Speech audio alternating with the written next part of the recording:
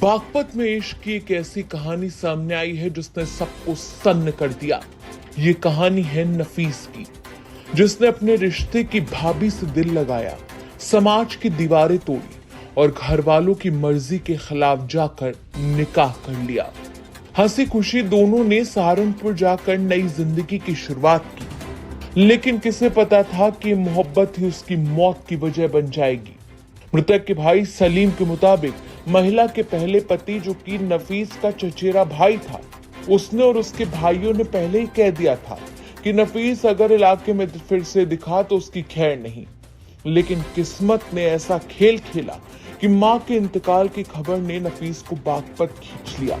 वो अपनी मां के जनाजे में नमाज अदा करके कब्रिस्तान से लौट रहा था कि शौकीन, रहीशु, मुस्तकीम, मोहसिन और शमीम ने आरोप है कि उसे घेर लिया। फिर जो हुआ वो किसी खौफनाक फिल्म से कम नहीं। ईंटे, डंडे, लाठी सब कुछ लेकर वो नफीस पर टूट पड़े। आरोप है कि नफीस को तब तक पीटा गया जब तक उसकी सांसें थम नहीं गईं। एक तरफ मां का जनाजा दफन ही हुआ था, लोग घर तक नहीं पहुंचे थे कि दूसरी ओर बेटे की लाश उठी। बागपत की जमीन खून से लाल हो गई। नफीस का गुनाह इतना था कि उसने अपनी भाभी से निकाह कर लिया था और उसकी भाभी का पहला शौहर नफीस के पीछे हाथ धोकर पड़ा था। घर वाले फूट फूट कर रो रहे हैं और कोतवाली पहुंचकर उन्होंने जमकर हंगामा भी किया है। तहरीर में शौकीन, रहीशु, मुस्तकीम, मोहसिन और शमीम के खिलाफ हत्या का नामजद केस दर्ज कराया गया है। पूरे मामले पर मृतक के भाई का क्या कुछ कहना, चलिए सुनवाते हैं आपको। क्या घटना हुई आज आपके साथ? जी ये मेरा छोटा भाई है। क्या नाम है? नाम है जी इसका।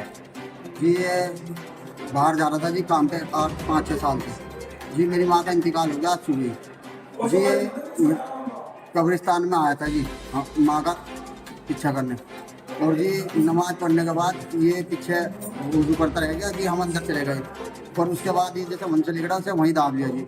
इसके ईंट बजाई मेरे चचेरा भाइयों ने। क्यों बजाई? क्या रंजिश थी? जी ये पुरानी रंजिश थी। जो हमारा चाचा का लड़का है बड़े वाला, उसकी घरवाली सर, इसका लव मैरिज था जी। इन्होंने कोर्ट मैरिज कर ली थी। ये रंजिश थी।